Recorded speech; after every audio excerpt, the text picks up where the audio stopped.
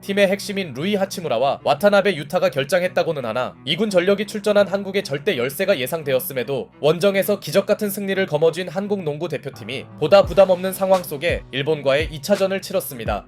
반면 승리를 전혀 의심하지 않다가 패배를 맛본 일본 입장에선 홈에서의 마지막 평가전만큼은 놓칠 수 없었는데요.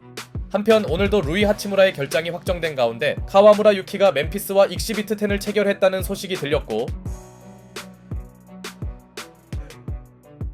이우석의 깔끔한 컷인 레이업으로 첫 득점을 올린 한국은 이정현을 향한 강력한 해지 수비를 패스 플레이로 격파하더니 이번엔 히에지마의 오펜스 파울까지 유도해냅니다. 반면 지나치게 볼을 돌리던 일본은 허무한 턴오버를 범해버렸고 집중 견제에 놓인 이정현은 멋진 페이드어웨이 점퍼를 성공시켰죠.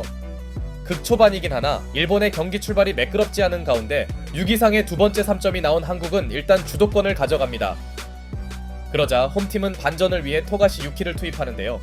그러나 토가시의 사이즈 열세를 활용한 한국은 파생 공격에 성공했고, 일본에선 조시 호킨슨이 흔들리던 팀의 중심을 잡아줬으나 호킨슨에게 너무 의존하는 그림은 일본이 원한 게 아니었죠. 한국이 다양한 선수들의 득점으로 리드를 사수한 사이 일본은 본인들의 장기인 외곽 생산력이 나오지 않았고,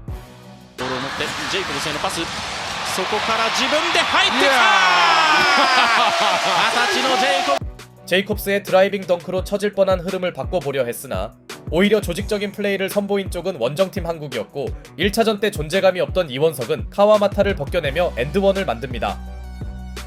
백업 빅맨으로 나온 카와마타는 블록과 덩크를 보여주는 등 나름대로 게임 체인저로서의 역할은 해줬지만 백업 대결에선 이원석도 크게 밀리는 느낌이 아니었고, 이 정도면 1차전에 이어 꽤나 선전해주고 있네요.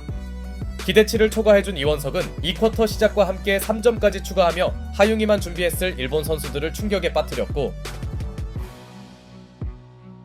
끌려다니던 홈팀은 토미나가 케이세이를 꺼내는데요. 토미나가 입장에서도 직전 경기의 부진을 만회해야겠죠. 일단 일본은 매치업 부위인 빅맨진을 활용하며 따라붙었지만 잠잠하던 이정현이 중요한 타이밍에 3점을 추가했고, 한국의 강력한 디깅 수비는 상대 턴오버로 연결됩니다. 물론 일본의 희망적인 부분은 경기 템포를 장악했다는 점, 업템포 농구가 살아나는 건 그들이 바라던 경기 전개일 텐데요. 문정현이 제이콥스 상대로 엔드원 플레이를 만든 한국은 6이상의 세 번째 3점까지 보태며 리드를 지키나 했지만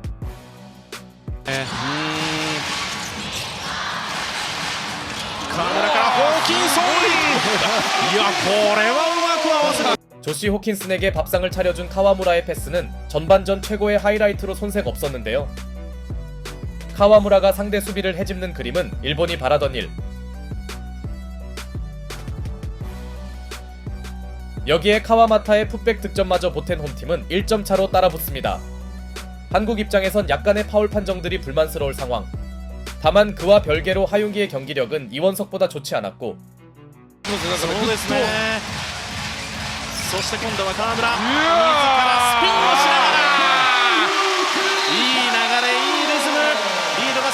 카와무라가 코트를 지배한 일본은 기어이 역전에 성공합니다.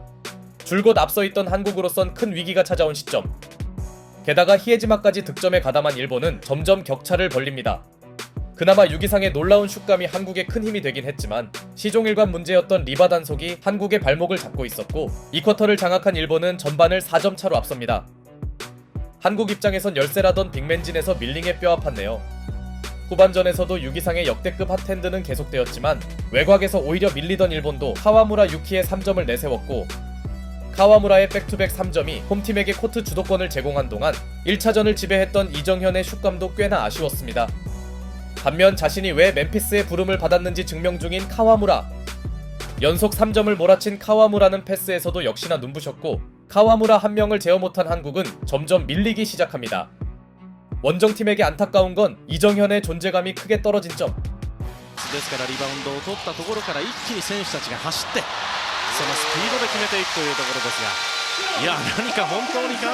반면 카와무라의 재치있는 패스는 한국을 파괴 중이었습니다. 이 선수가 볼만 잡으면 어떤 플레이를 펼칠지 기대되네요. 오늘은 이정현과의 매치업을 압도하는 카와무라 유키. 반면 한국의 3쿼터 공격력은 완전히 얼어붙은 느낌이었고, 문정현은 카와무라와의 미스매치조차 살리지 못했죠.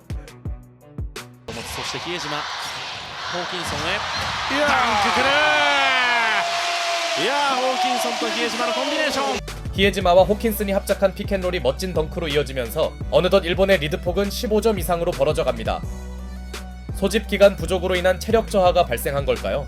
야투가 말을 듣지 않던 한국은 자유투마저 놓치고 말았고 수비에서도 발이 떨어지지 않는 모습만 노출 중이었습니다. 비슷한 패턴을 연속으로 당하는 건 매우 안타깝네요. 히에지마에 이어 이번엔 토가시 유키가 수비진을 흔들며 받아먹기에 충실했던 호킨스는 30점 고지를 바라봤죠. 그런데 무너지던 한국의 희망은 이원석의 분전이었습니다. 특히 6위상의 놀라운 블록은 백코트가 늦던 이원석의 덩크로 이어졌고 話を聞きますと、もう危機感は全然変わってませんと。今も自分ではサバイバルです。 이우석이 유려한 드라이빙 레이업을 올려놓습니다.